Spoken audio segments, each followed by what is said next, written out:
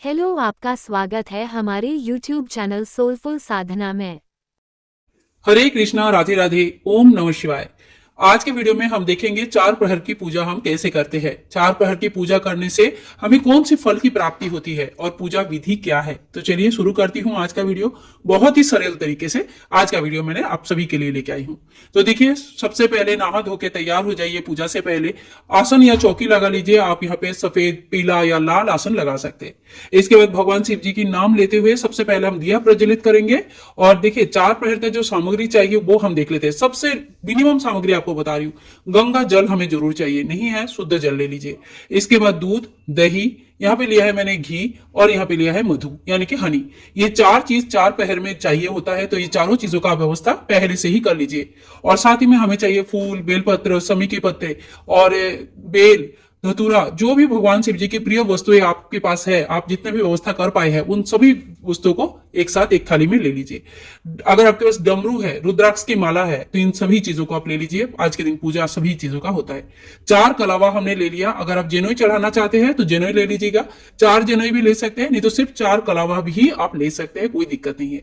अब एक थाल हम ले लेंगे। इसमें चंदन से सबसे पहले हम ओम लिखेंगे। ओम लिखने के बाद इसके ऊपर एक छोटा सा ऊंचा कटोरा या थाली टाइप का कुछ ले लेंगे, इस तरह का छोटा सा, और उल्टा करके इसे रख देंगे। चार पहर की पूजा में मिट्टी की शिवलिंग में करके दिखा रही हूं। मिट्टी के शिवलिंग की चार पहर की पूजा बहुत ज्यादा फलदायी होती है। भगवान शिव जी के जो जलधारी होती है उसका दिशा नॉर्थ की तरफ यानी कि उत्तर की तरफ होना है। इस बात का विशेष ध्यान रखिए, यह हमेशा ही उत्तर की तरफ होता है। आप हाथ जोड़ करके भगवान शिव जी को आह्वान करेंगे कि हे भगवान शिव जी, आपके चार पहर का पूजा करने जा रही हूं। आपके आशीर्वाद से पूजा मेरी संपूर्ण हो, मेरी मनोकामनाएं पूर्ण हो, ऐसा आशीर्वाद आप जरूर करना। इसके बाद देखिए, सबसे पहले भगवान शिव जी को ओम नमः शिवाय, ओम नमः शिवाय, ओम नमः शिवाय ऐसे मंत्र बोलते हुए शुद्ध जल से स्नान कराएंगे। आप गंगा जल है तो जरूर गंगा जल से ही स्नान कराएं। प्रथम प्रहर में दूध से, कच्चा गाय के दूध से स्नान कराया जाता है। नमः शिवाय का मंत्र जप करते हुए कच्चा गाय का दूध का एक धार लगाते हुए स्नान कराएंगे।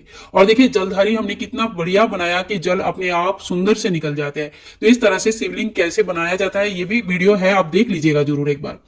इसके बाद शुद्ध जल से स्नान कराएंगे और उसके बाद फिर भगवान शिव जी की श्रृंगार करेंगे। तो यहाँ पे आप भस्म से तिलक कर सकते हैं, मैंने यहाँ पे चंदन से तिलक किया है। इसके बाद हम फूल चढ़ा देंगे। अगर सफेद फूल है तो सफेद फूल चढ़ाइए, धतूरा है धतूरा चढ़ाइए, और आंकड़े के फूल है तो वो चढ़ाइए। और एक बेलपत्र में उल्टा करके चंदन लगाकर भगवान शिव जी के ऊपर चढ़ाएंगे। साथ में ही वस्त्र स्वरूप कलावा चढ़ाएंगे। इसके बाद देखिए, फल हमें एक भोग चढ़ाना होता है, तो आप चाहे तो अलग अलग भोग तैयार करके रख सकते हैं, कितने भी पकवान बनाकर रख सकते हैं। अगर बिल्कुल व्यवस्था नहीं होता है तो इस तरह से आप चार पहर का चार बेर ले लीजिए। हर पहर में एक एक बेर हम भोग स्वरूप चढ़ाएंगे। भोग चढ़ाना आपका संपूर्ण श्रद्धा है, आप चाहे कितनी भी संख्या में भोग प्रसाद बनाकर भगवान को चढ़ा सकते हैं। साथ ही में हम प्रथम प्रहर में ही डमरू का पूजन कर लेंगे। अगर रुद्राक्ष की माला है तो रुद्राक्ष की माला का पूजन कर लेंगे, दीपक का पूजन हम कर लेंगे, और उसके बाद हम आरती करेंगे। प्रथम प्रहर का पूजा जो होता है ये प्रदोष काल यानी कि लगभग 6 बजे से 9 बजे के बीच में इसका टाइमिंग रहती है। एग्जैक्टली टाइमिंग जानने के लिए आप डिस्क्रिप्शन बॉक्स को जरूर चेक कीजिएगा। तो 6 बजे से 9 बजे के बीच में ये पूजा हमें करनी है। इसके बाद हम आरती कर लेंगे। हाथ में थोड़ी सी जल लेके 3 बार आचमन कर लेंगे, आरती को शांत करेंगे। हाथ जोड़ करके पूजा की प्रथम प्रहर में जो भी हमसे गलती हो गई, भूल चूक हो गया या कमी रह गया, इसके लिए हम माफी जरूर मांग लेंगे। इस तरह से प्रथम प्रहर का पूजा होने के बाद हम द्वितीय प्रहर का पूजा शुरू करेंगे। और जो भी श्रृंगार हमने भगवान शिव जी को चढ़ाया था, बेलपत्र, फूल और कलावा, ये सारे हम निकाल लेंगे और थाली में ही रख देंगे। दूसरे प्रहर की पूजा में हमें दही का व्यवहार करना है। नमः शिवाय का जप करते हुए आप 3 बार, 5 बार या 7 बार दही से स्नान कराएं। इसके बाद गंगा जल से भगवान का स्नान कराएं। पहली प्रहर का पूजा में हमें धर्म के रास्ता क्लियर होता है, यानी कि हमारा जो धार्मिक मार्ग होता है वो बहुत ही प्रशस्त हो जाता है। दूसरे प्रहर का पूजा जब हम करते हैं तो हमारे आर्थिक पक्ष जो है मजबूत हो जाता है और माता लक्ष्मी की स्थायी वसवास होता है, धन संपत्ति की कमी नहीं होती है। तो एक ही तरह से भगवान शिव जी को हम तिलक करेंगे, फूल चढ़ाएंगे, बेलपत्र चढ़ाएंगे, कलावा स्वरूप वस्त्र चढ़ाएंगे और भगवान को हम भोग चढ़ाएंगे। भोग में मैं कह रही हूँ कि आप अगर भोग अलग अलग 4 भोग बना के रखे, चारों भोग अलग अलग टाइम पे चढ़ाइए। नहीं हो पा रही है, फल का भोग चढ़ाइए, कोई दिक्कत नहीं है। इसके बाद देखिए, हम आरती करेंगे। आरती आपको आता है तो ठीक है, नहीं तो कहीं लगाकर सुन लीजिएगा। आरती होने के बाद इस तरह से हम जल का 3 बार आचमन कर देंगे। आप चाहे तो चारों प्रहर पूजा के बाद आप हवन कर सकते हैं, यज्ञ कर सकते हैं। अगर संभव नहीं है तो फिर आप लास्ट प्रहर में भी 6 बजे जो पूजा होती है 3 से 6 बजे की, उसमें भी हवन कर सकते हैं, या मॉर्निंग में भी हवन कर सकते हैं, कोई दिक्कत नहीं है। इसके बाद देखिए हमारे तृतीय प्रहर का पूजा शुरू होता है, जिसका टाइमिंग रहता है लगभग 12 बजे से सुबह का 3 बजे तक। सबसे कठिन समय होता है, बहुत ज्यादा नींद आती है इस टाइम पे। तो ये जो समय का पूजा होता है, ये समय हमारे कामना को पूर्ण करते हैं, किसी भी प्रकार के मनोकामना को इस समय का पूजा पूर्ण करते हैं।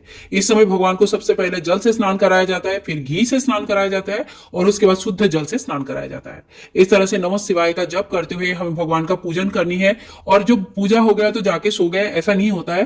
पूजा होने के बाद भी हमें रात्रि जागरण करना होता है, भगवान का चालीसा पढ़ सकते हैं, रुद्राक्ष की माला जप कर सकते हैं, भगवान शिव जी का नाम कीर्तन सुन सकते हैं।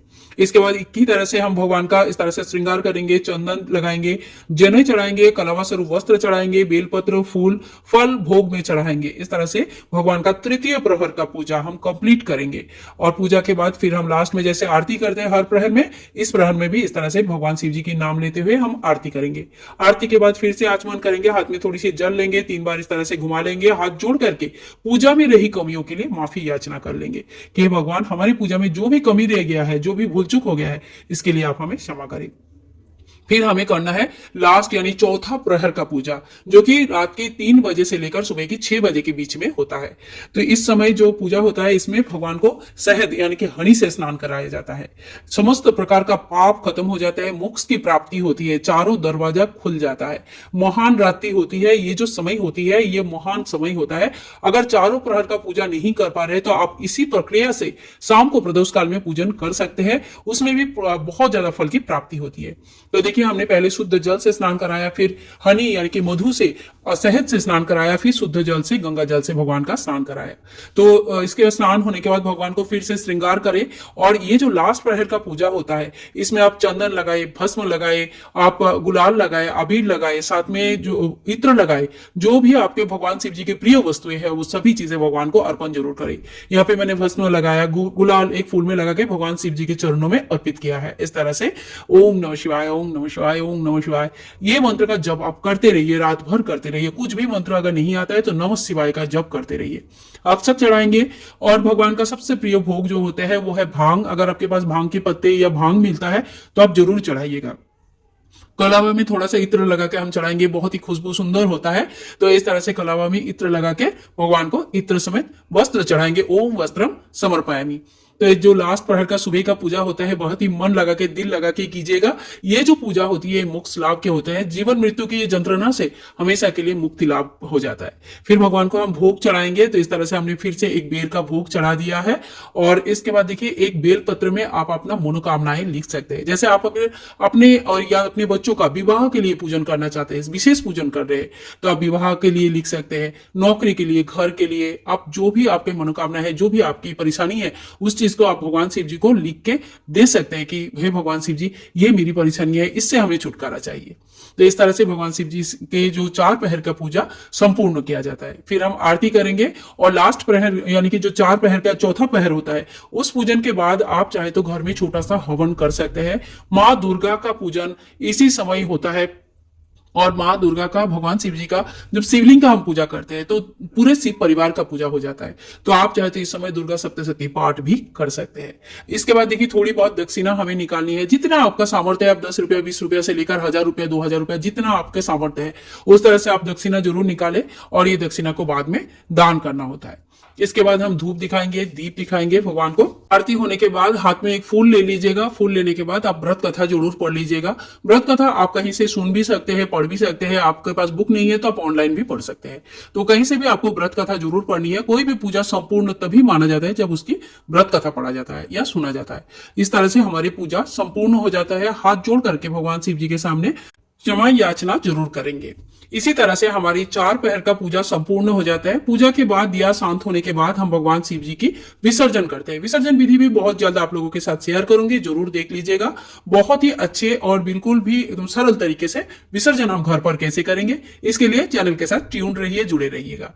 आज की पूजा विधि में अगर आप लोगों को थोड़ा बहुत भी हेल्प मिला है, थोड़ी बहुत भी अच्छी लगी है, तो ज्यादा से ज्यादा शेयर कीजिएगा।